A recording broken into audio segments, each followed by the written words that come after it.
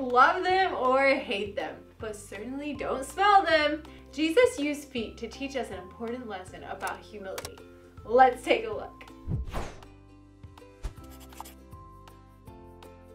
Did you know that a quarter of the bones in your body are in your feet? Did you know that each foot has 33 joints? Did you ever wonder why your feet are so ticklish? Maybe it's because there's 8,000 nerves in your feet. Did you know that your sweat glands in your feet can produce up to a cup of sweat each day? In all, our feet are quite impressive. They hold all of our weight and support our bodies.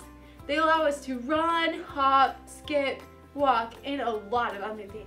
Some people will prefer to go barefoot and others love shoes. In Jesus' day, they had things a little bit differently. They had what they called sandals.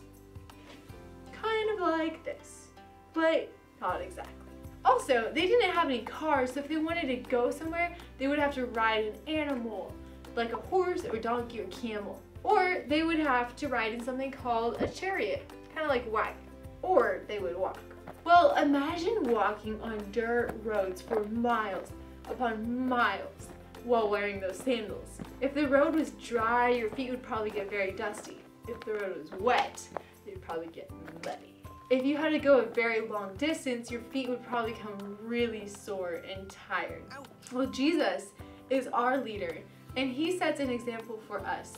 And he said that while he was on earth. John 13 tells us about a time when Jesus was eating with his disciples.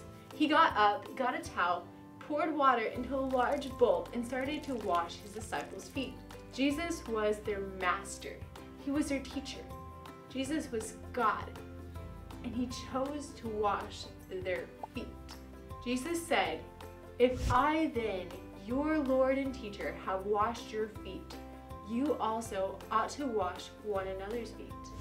For I have given you an example that you should do as I have done to you.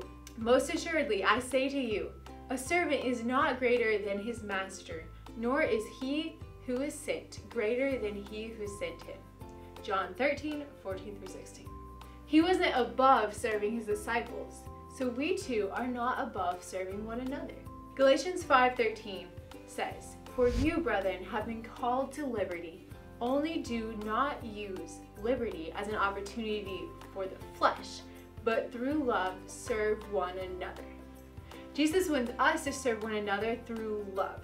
He doesn't want us to be proud and selfish. He wants us to be humble and to think about others. Sometimes humility means making time for other people when you don't really want to. Jesus is our leader, and we must follow his example. So this week, whenever you take off your shoes, think of one way that you can serve someone else. Bye kids, see you next week.